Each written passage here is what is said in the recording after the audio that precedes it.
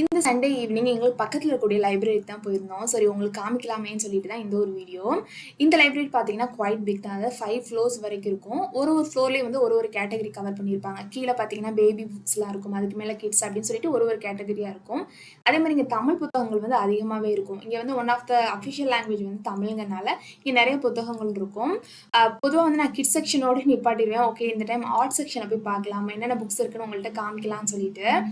பொதுவா புக்ஸ் படிக்கன்னா ரொம்பவே பிடிக்கும். சின்ன பிள்ளையிலேருந்து அந்த கலர் பேப்பர்ஸ், கலர் பிக்சர்ஸ்லாம் இருக்கிறதெல்லாம் பேன்னு பார்த்துட்டே இருப்பேன்.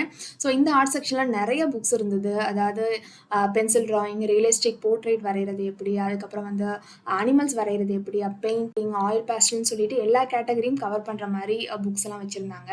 அதே மாரி இந்த ஆர்ட் செக்ஷன்ல வந்து டிராயிங்ஸ் புக்ஸ் மட்டுமே இல்லாம டிஐஒய் பண்றது, கிராஃப்ட் பண்றது அப்படின்னு சொல்லிட்டு ஃபேஷன் டிசைனிங்ன்னு நெறைய புக்ஸ் இருந்தது. ஸோ எல்லாத்தையும் சுத்தி பார்த்துட்டு எங்களுக்கு பிடிச்ச புக்ஸ் எடுத்துட்டு வீட்டுக்கு கிளம்பிட்டோம்.